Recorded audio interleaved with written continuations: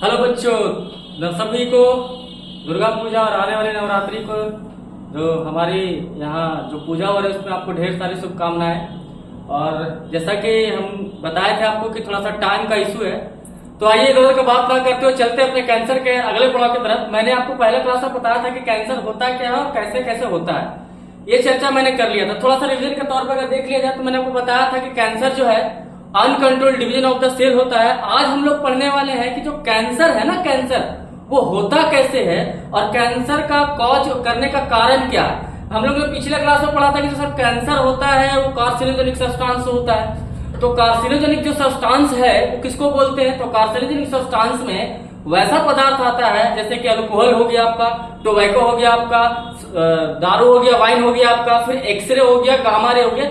इन सभी कारकों का, इन सभी सब्सटेंस का अगर हमारे बॉडी से इंट्रोड्यूस करवाया जाएगा बार बार तो इंसान को कैंसर हो जाता है। अब हम समझते हैं कि कैंसर जो है हमारे बॉडी में एंट्री कैसे करता है। तो आगे बढ़ते हैं, सभी लोग ध्यान से पढ़िए और समझते चलिएगा एक एक बात को। मैंने आप पहले भी कुछ काम करके रखा है और उस पर हम लोग चर्चा करते हैं। आइए स्टार्ट करते हैं। तो सबसे पहले हम लोग समझते हैं कि सर कॉज ऑफ कैंसर क्या है या इटोलॉजी ऑफ कैंसर क्या होता है। तो देखिए होता क्या है, मैं आपको बता देता हूं कैंसर में होता क्या है, ध्यान से समझिएगा। कैंसर में होता यह है कि जो हमारा बॉडी का जो पार्ट, हमारा बॉडी का जो पार्ट, ध्यान से समझिएगा। मैं ये फिगर आपके सामने दोबारा बना दो ताकि आपको समझ में आ जाए। देखिएगा, ध्यान से समझिएगा। कहता हमारे बॉडी में एक सेल पाया जाता है, समझ में आ रहा? तो जो सेल है, सेल के अंदर दो प्रकार के जीन होते हैं बच्चा। एक जीन जो होता है, इस प्रकार से दो प्रकार के जीन होते हैं हमारे अंदर। जो पहला जीन होता है मैंने उसको लिखा सप्रेसर जीन। जो पहला जीन होता है उसको बोलते हैं सप्रेसर जीन और दूसरा जीन होता है उसको बोलते हैं प्रोटोऑन्कोजीन। ध्यान से समझिएगा सर ये काम क्या करता है। कहता है कि suppressor gene is the father of protooncogene. नहीं समझ में आया? ध्यान से समझो।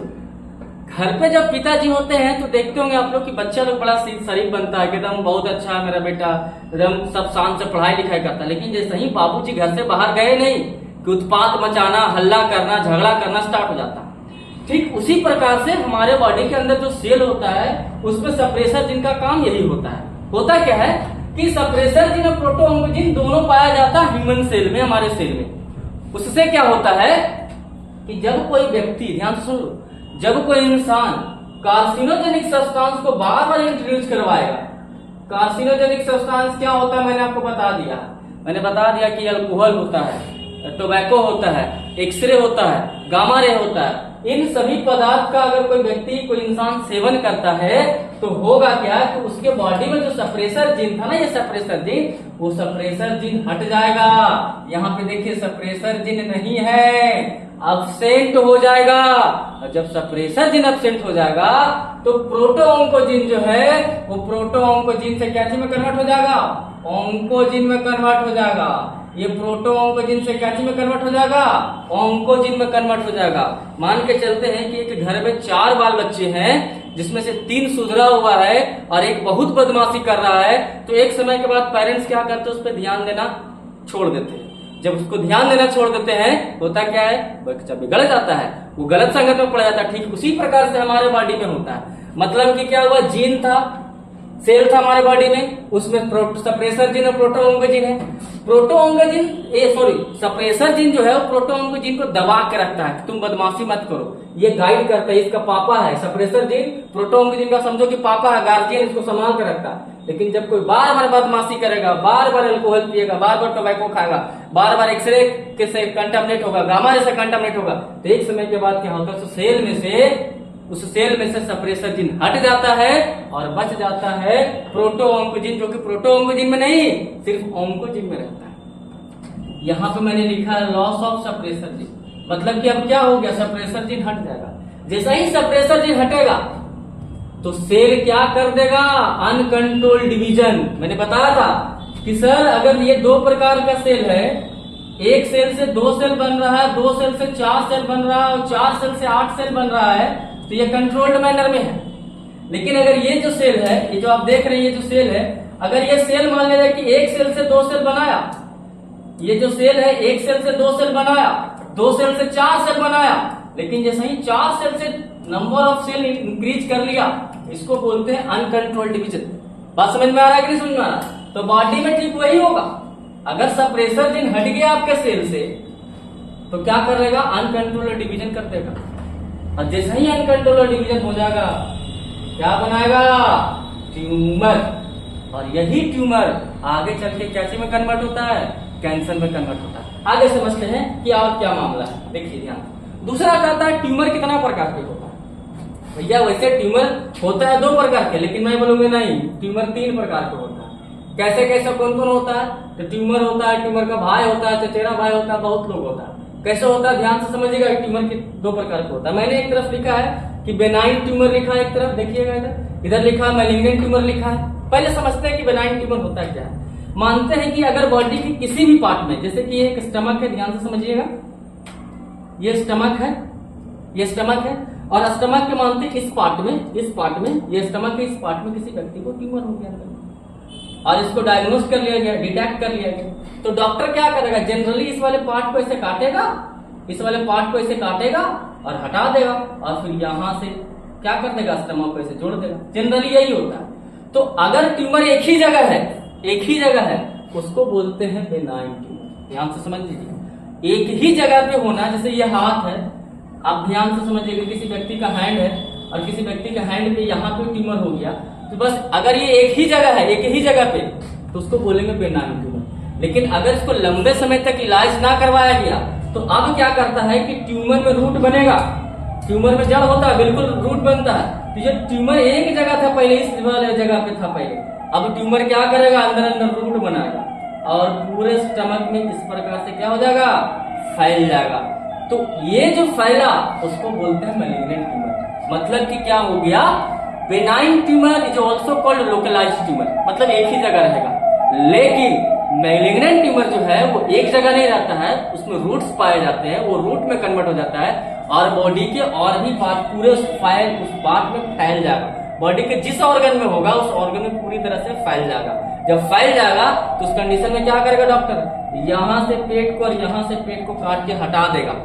अब मैं आगे नहीं बताऊंगा कि यहाँ से पेट को काट के हटाएगा तो सर तो मामला क्या होगा, उस पर क्या क्या सिम्टम्स आएंगे, वो 11th क्लास की ह्यूमन फिजियोलॉजी मैंने पढ़ा रखा है, जो बच्चे पढ़े मेरे से, तो ये होता है। अब आइए एक करके हम समझ जाते हैं कि क्या होता है। देखिए कहता है पहला localised type of tumour. Localised का मतलब होता है कि एक ही जगह रहेगा।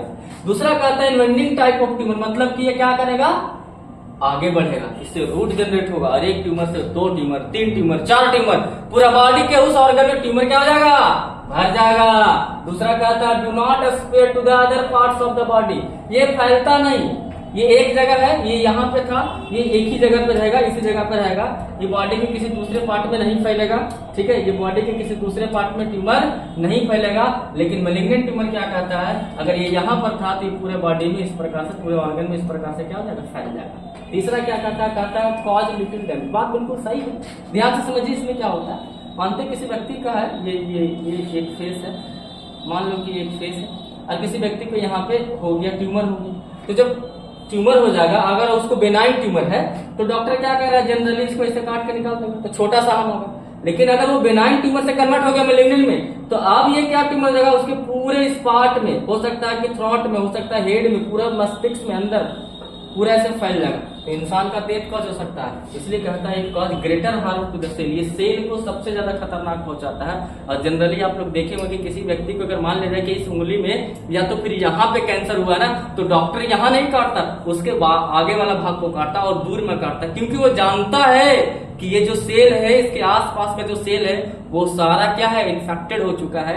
और अगर हम यहाँ पे काटते हैं तो फिर से उसको प्रॉब्लम क्रिएट होगा और कैंसर होने का चांस बढ़ा हुआ है।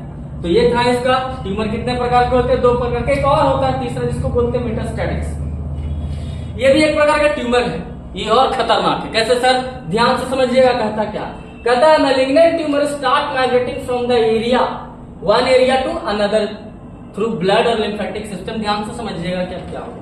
अगर किसी व्यक्ति को मानते हैं कि उसके लंग्स में ट्यूमर था, मैं थोड़ा सा एक शॉर्ट में एक लंग्स का फिगर इस प्रकार से बना दे रहा हूँ। यहाँ पे आपका क्या होता है, हार्ट होता है। मानते हैं किसी व्यक्ति के लंग्स में ट्यूमर था, तो एक जगह अगर ट्यूमर था भैया, इस वाले जगह पे ट्यूमर था तो बेनाइन ट्यूमर। लेकिन अगर पूरा फैल गया तो मैलिग्नेंट ट्यूमर। तो ये जो मैलिग्नेंट ट्यूमर है और बेनाइन ट्यूमर है, बस सिर्फ लंग्स को ही अफेक्टेड करेगा। लेकिन अगर इसका ट्रीटमेंट ना करवाया जाए ना, इसका इलाज नहीं करवाया जाए तो ये जो ट्यूमर है, ये जो ट्यूमर जो मैलिग्नेंट था वो कन्वर्ट हो जाता है मेटास्टैटिक्स में और ब्लड के थ्रू और लिम्फेटिक सिस्टम के थ्रू अब लंग्स में था, हो सकता है कि ये किडनी में पहुंच जाए, हो सकता है ये किडनी में पहुंच जाए और ये किडनी को क्या कर दे, किडनी को नुकसान पहुंचा दे, ये किडनी को नुकसान पहुंचा देगा। हो सकता है कि ये पहले लंग्स में था, स्टमक में पहुंच जाए, किसके थ्रू, ब्लड के थ्रू, तो ये स्टमक को नुकसान पहुंचा देगा। समझ रहे हो कि नहीं समझ रहे हो सकता है कि अभी लंग्स में था, स्टमक में पहुंच गया, हो सकता है कि इंटेस्टाइन में पहुंच जाए तो इंटेस्टाइन को ही कर देगा, नुकसान पहुंचा देगा और ये खतरनाक होता है। कहता है इसमें क्या होता है, start formation of new tumour at distant area of the body. जिस पार्ट में ट्यूमर हुआ था उस पार्ट को छोड़कर किसी दूसरे ऑर्गन में ट्यूमर का क्या कर देगा, जनरेट कराना स्टार्ट कर देगा और जब ट्यूमर बनना स्टार्ट हो जाएगा तो इंसान को बहुत खतरनाक और दर्दनाक मौत हो जाती है। समझ पा रहे कि नहीं समझ पा रहे, ये खतरनाक है तो बचना है, इसको पहले समझना है, डायग्नोस करना। अब आगे देखते हैं क्या है, ध्यान से समझिएगा। अब कहता है कि सर चलिए मान लीजिए कि ट्यूमर हो गया तो कैसे इसको डायग्नोस किया जा सकता है या कैसे समझ सकते हैं, तो मैंने लिखा है कैंसर डिटेक्टेशन एंड डायग्नोसिस, कैसे इसको पता लगाया जाता है। तो एक एक करके समझिएगा। पहला कहता है कि early detection of cancer is essential to treat successfully, मतलब कि इनका कहने का मतलब क्या है कि अगर कैंसर का जल्दी से पता लगा लिया जाए, बहुत जल्दी से कैंसर को पता लगा लिया जाए तो उसको डायग्नोस करने में, उसको ठीक करने में बड़ा आसानी होगा और व्यक्ति भी ठीक हो सकता है, पूरी तरह से ठीक हो सकता है। आपने सुना था ना कि इंडियन क्रिकेटर थे जिनका नाम था युवराज सिंह, उनको ब्लड कैंसर हुआ था तो उनको बहुत जल्दी पता चल गया था, तो देखिए अभी ठीक हो गए। तो कैंसर का अगर पहले से पता कर लिया जाए ना तो ठीक हो सकते हैं। दूसरा क्या था, बायोप्सी किया जाता है, बायोप्सी हिस्टोपैथोलॉजिकल स्टडी। देखिए इसमें बायोप्सी में होता क्या, ध्यान से समझिएगा। मान लिया जाए कि किसी व्यक्ति को थ्रॉट ट्यूमर हो गया, ये उसका ये है, और किसी को मानते हैं यहाँ पे थ्रॉट ट्यूमर हो गया, ये ट्यूमर है। तो बायोप्सी में क्या होता है, बायोप्सी में क्या होगा कि एक नीडल लेगा डॉक्टर क्या करेगा, एक सिरिंज लेगा, खाली सिरिंज लेगा और इसमें इंजेक्ट करेगा, इंजेक्ट करने के बाद खींचेगा। तो अगर इसमें से फ्लूइड होगा तो कुछ मात्रा में अगर उस इंजेक्शन में फ्लूइड जाएगा तो फिर उसको डायग्नोस करेगा, लैब में ले जाकर। अगर ऐसा नहीं होता है, मानते कि फ्लूइड नहीं मिला, कोई टुकड़ा नहीं मिला, तो फिर इस वाले जगह पे मांस का जो एरिया है, ये जो स्किन, उसको काट लिया जाएगा। काटने के बाद उसका हिस्टोपैथोलॉजिकल स्टडी किया जाएगा, लैब में ले जाया जाएगा और उस पर स्टडी किया जाएगा, तब पता चलेगा कि सर बायोप्सी से ट्यूमर का पता लगा सकता है। पहला क्या होगा कि पहले डिटेक्शन हो जाना चाहिए, आसानी से ट्रीटमेंट हो जाएगा। दूसरा क्या तरीका है कि बायोप्सी और हिस्टोपैथोलॉजिकल स्टडी से पता लगा जाता है। तीसरा क्या था, एक्सरे से पता लगाया जा सकता है। चौथा क्या था, सीटी स्कैन से भी ट्यूमर का पता लगता है, सीटी स्कैन को बोलते हैं कंप्यूटेड टोमोग्राफी। और पांचवा क्या था, MRI, magnetic resonance image. MRI तो करवाना चाहिए अगर किसी व्यक्ति को ऐसा शक रहे, क्योंकि एमआरआई से सिर्फ ट्यूमर का नहीं, बॉडी का हर वो पार्ट का प्रॉब्लम चलता है कि जहां पे आपको दिक्कत होगा, तो एमआरआई करवाइए।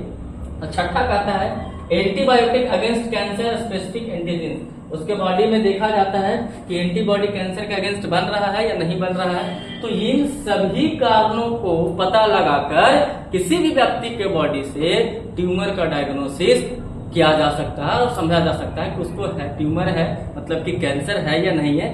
ट्यूमर का ही दूसरा फॉर्म होता है कैंसर। ये मत समझना कि सर ट्यूमर अलग होता है कैंसर अलग होता, नहीं भैया, ट्यूमर ही बनता है, उसके बाद कैंसर बनता है। ब्लड, आपने सुना होगा throat cancer, cervical cancer, blood cancer, breast cancer. तो ब्रेस्ट कैंसर क्या हुआ, ब्लड कैंसर क्या हुआ, ब्लड में भी सेल का अनकंट्रोल डिवीजन हुआ ना, और ब्रेस्ट में क्या हुआ, तो ब्रेस्ट में भी सेल का अनकंट्रोल डिवीजन हुआ। तो पहले ट्यूमर ही बनाएगा, उसके बाद कैंसर में आएगा। समझ पा रहे कि नहीं समझ पा रहे। अगला स्लाइड देखिए। अब कहता है कि सर ट्रीटमेंट क्या होना चाहिए कैंसर का। पहला कहता है सर्जरी, ऑपरेशन। मैंने अभी आपको बताया कि अगर किसी एक जगह पर व्यक्ति का है, जैसे मान लीजिए किसी इंसान की उंगली में पता चला डॉक्टर को कोई इस उंगली वाले पार्ट में, इस वाले पार्ट में, ऊपर वाले पार्ट में कैंसर, तो डॉक्टर यहाँ से नहीं काटेगा, बिल्कुल यहाँ से काट के निकाल देगा, क्योंकि उसको पता है कि ये वाला सेल बहुत दूर तक क्या कर लिया जाता है, अफेक्टेड कर लिया जाता है। अगर किसी व्यक्ति को यहाँ पे कैंसर हो गया तो डॉक्टर यहाँ से हाथ काट देगा, अगर किसी व्यक्ति को यहाँ पे कैंसर हो गया तो यहाँ से काट देगा, अगर इसमें पूरा हो गया तो यहाँ से डॉक्टर हाथ काट देता है। बात समझ में आ रहा है? क्योंकि वो अंदर सेल को क्या करता रहता है, इन्फेक्टेड करता रहता है। याद करो मैंने बताया था कॉन्टैक्ट इनहिबिशन नहीं पाया जाता है। क्या होता है थोड़ा सा समझ जाइए, ये बॉडी का सेल हो गया, ठीक है, और अगर बाहर से कोई वायरस ऐसा अटैक किया इस सेल पे, तो जब बॉडी का कॉन्टैक्ट इनहिबिशन होगा तो सेल मरेगा ना, तो इसके आसपास क्या जनरेट कर देता है, प्रोटेक्टिव लेयर बना देता है, जिससे ये तो मरता है लेकिन बगल वाले सेल सुरक्षित रहते हैं। ये दोनों सब क्या रहते हैं, सेफ रहते हैं। लेकिन जैसे ही व्यक्ति के बॉडी में अगर ये कॉन्टैक्ट इन्वेशन खत्म हो जाता है, तो अगर मान लें कि किसी व्यक्ति का, किसी भी इंसान का बॉडी का कोई पार्ट इन्फेक्टेड हुआ, तो बगल वाले भी सेल क्या हो सकते हैं, इन्फेक्टेड हो जाते हैं और वो पूरा पार्ट को डैमेज कर सकता है। इसलिए डॉक्टर कभी भी कैंसर में सटीक नहीं काटता। लोग सोचते हैं कि सर उंगली की इस पार्ट में कैंसर हुआ, डॉक्टर यहाँ से काट दिया, बताइए गलती क्या? गलती नहीं किया भाई, वो तुम्हारा लाइफ को क्या कर दिया, प्रोलॉन्ग कर दिया, लाइफ सेव किया, प्रोलॉन्ग भी कर दिया। ठीक है, आइए समझते हैं। पहला हो गया सर्जरी, दूसरा कहता है रेडिएशन थेरेपी दिया जाता है, एक प्रकार का थेरेपी होता है। तीसरा होता है इम्यूनोपैथोथेरेपी दिया जाता है, इम्यूनोथेरेपी दिया जाता है। और चौथा होता है कीमियोथेरेपी। ध्यान से समझिए, एक बात मैं आपसे क्वेश्चन पूछता हूँ, कैंसर जिस व्यक्ति को होगा उसके सर का बाल ऑटोमेटिक झड़ जाता है। जिस व्यक्ति को भी कैंसर होगा, आप जाइए और सर्च कीजिए कि कैंसर में ह्यूमन का हेयर कैसा होता है। हेड, ये हेयर, बाल नहीं रहता है, सर का झड़ जाता है। उसके पीछे का रीजन मैं थोड़ा समझा रहा हूं, ध्यान से समझिएगा। ये थोड़ा सा समझने वाली बात है कि सर ऐसा क्यों होता है। उसके पीछे का रीजन क्या होता है मैं आपको समझा रहा हूं, ध्यान से समझिए। उसके पीछे का रीजन ये होता है बच्चा कि आपको पता है कैंसर कैसा होता है, uncontrolled division, uncontrolled division of the cell. बात समझ में आ रहा? तो जो दवा देगा, कीमियोथेरेपी का मतलब होता है मेडिसिन, ध्यान से समझिएगा। क्या हो जाएगा, मेडिसिन। तो अनकंट्रोल्ड डिवीजन कर दिया, अनकंट्रोल से तो कैंसर हो रहा था। बात समझ में आ रहा है कि नहीं समझ में आ रहा? तो जो डॉक्टर दवा देगा वो क्या करेगा, जो सेल का डिवीजन है अनकंट्रोल तरीके से, उसको रोकने के लिए देगा, उसको रोकने के लिए देगा। समझ रहे हो कि नहीं समझ रहे? तो हमारे हेयर सेल भी है ना, हमारा हेयर सेल, ये भी अनकंट्रोल डिवीजन करता है। इसीलिए तो लोग दावा करते हैं कि सर का बाल झड़ गया तो दोबारा आ सकता है, उस सेल को जनरेट करके। क्योंकि बहुत सारे बाल झड़ते हैं, फिर से नया बाल आते हैं, फिर से झड़ते हैं, फिर से नया बाल आते हैं, तो ये भी अनकंट्रोल डिवीजन है। तो जब डॉक्टर उसको कीमियोथेरेपी देता है तो अनकंट्रोल डिवीजन सेल होना स्टॉप हो जाता है, जिसके कारण उस व्यक्ति के सर का बाल क्या हो जाएगा, सर का नहीं, बॉडी का लगभग बाल क्या हो जाता है, गिर जाता है। इसलिए बोलते हैं लॉस ऑफ हेयर हो जाता है। कैंसर में हर व्यक्ति का सर का बाल बिल्कुल ऑटोमेटिक तरीके से खत्म हो जाता है। दूसरी बात, आरबीसी भी हमारा अनकंट्रोल डिवीजन करता है। आरबीसी का जो सेल है वो भी हमारा अनकंट्रोल डिवीजन करता है। तो अब कीमियोथेरेपी ले रहा है तो उसको भी स्टॉप करेगा, तो उस व्यक्ति को क्या हो जाएगा, अनीमिया हो जाएगा, खून का कमी भी हो जाता है। और पांचवा कहता है कि रेडियोथेरेपी और कीमियोथेरेपी दोनों दिया जाता है। इसमें क्या होता है, किसी एक जगह को आइडेंटिफाई कर लिया जाता है और लेजर से उसको ठीक किया जाता है। तो रेडियोथेरेपी भी देते हैं, कीमियोथेरेपी देते हैं। लेकिन कीमियोथेरेपी में क्या होता है, लॉस ऑफ हेयर। ये क्वेश्चन पूछा हुआ है कि in which types of therapy they are given in human, या तो फिर पेशेंट, जिसमें क्या होता है, लॉस ऑफ हेयर होता है। तो आपको याद रखना है कि कीमियोथेरेपी से क्या होता है कि अगर किसी व्यक्ति को कीमियोथेरेपी दिया जाएगा, कैंसर का मेडिसिन दिया जाएगा, तो उसके शरीर का बाल क्या जाएगा, झड़ जाएगा, और सर का बाल क्या जाएगा, झड़ जाएगा। आगे समझते हैं। कहता है कि सर मोस्ट कॉमन कैंसर क्या? मोस्ट कॉमन कैंसर दो चीज में होता है, फीमेल में होता है और मेल में होता है। फीमेल में देखिए क्या क्या होता है, ब्रेस्ट कैंसर बहुत सारे कारणों से होता है। जो महिला रात के समय ब्रा पहन के सोती है या तो पेट के बल सोती है, तो उनके मेमोरी ग्लैंड में ऑक्सीजन जो है अच्छे से नहीं जा पाता है, उसकी वजह से ब्रेस्ट कैंसर होता है। दूसरा क्या होता है, कहा गया ना, फैशन के दौर में गारंटी की इच्छा ना करे।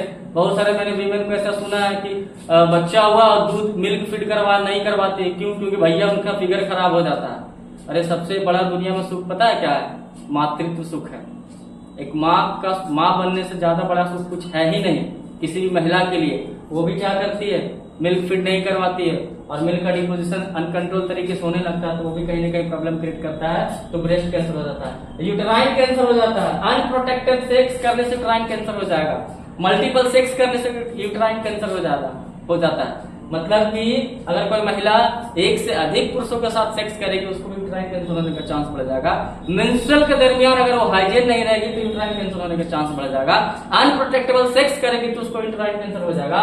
और तीसरा होता है लंग्स कैंसर। ये लंग्स कैंसर कैसे होता है सर? तो मैंने आपको बताया है कि अगर कोई महिला जैसे कि इंडस्ट्री वगैरह में काम करती है, आसपास बहुत ज्यादा पोल्यूशन है, बहुत ज्यादा धूल कचरा है, और उसमें महिला काम कर रही है, तो उस महिला को क्या हो सकता है, लंग्स कैंसर हो जाता है। तो ये था फीमेल का कैंसर। अब देखते हैं मेल में। एक चीज ध्यान रखना बच्चा, प्रोस्टेट ग्लैंड सिर्फ मेल में पाया जाता है, इसलिए प्रोस्टेट कैंसर भी सिर्फ मेल में होगा, फीमेल में नहीं होगा, ध्यान से समझिएगा। प्रोस्टेट ग्लैंड सिर्फ पाया जाता है मेल में, तो कैंसर भी क्या होगा, सिर्फ मेल में होता है। प्रोस्टेट ग्लैंड बढ़ जाएगा, वो आगे चल के कन्वर्ट हो जाता है कैंसर में, एक एज के बाद होता है। ठीक, ऐसा नहीं कि किसी को सडनली हो गया। अगर सडनली हो रहा है तो उसके बहुत सारे कारण हो सकते हैं होने का, कार्सिनोजेनिक सब्सटेंस ऐड कर रहा है, पानी कम पी रहा है, और भी बहुत सारे कारण हो सकते हैं जिसकी वजह से प्रोस्टेट कैंसर होता है। तीसरा होता है लंग्स कैंसर, स्मोक कर रहा है, सिगरेट पी रहा है, या तो फिर माइनिंग वगैरह में काम कर रहा है, जहाँ पे माइनिंग खनन का काम होता है, जहाँ पे कचरा वगैरह ज्यादा, धूल कण ज्यादा उड़ते हैं, वहां पे अगर व्यक्ति काम करता है, इट में भी चांस टू लीड्स कैंसर, उसको कैंसर होने का खतरा बढ़ जाता है। और तीसरा होता है कोलेट्रल कैंसर। आप हमको बताएंगे कमेंट में करके कि सर कोलेट्रल कैंसर क्या होता है, ये आप हमको बताएंगे कमेंट में, और क्लास कैसा लगा वो भी आप हमको बताएंगे। तो ये था आपका फुल्ली आज का कैंसर का वीडियो, ये था आपका कैंसर पूरी तरह से खत्म हो गया। आपको कौन कौन सा और टॉपिक का दिक्कत है जिसको समझ में नहीं आ रहा है, तो आइए हम अगले क्लास में फिर से मिलते हैं, the postmortem of the biology class में। मैं आपका मुरली मनोहर लाता हूं एक नए सेगमेंट के साथ। Thank you very much.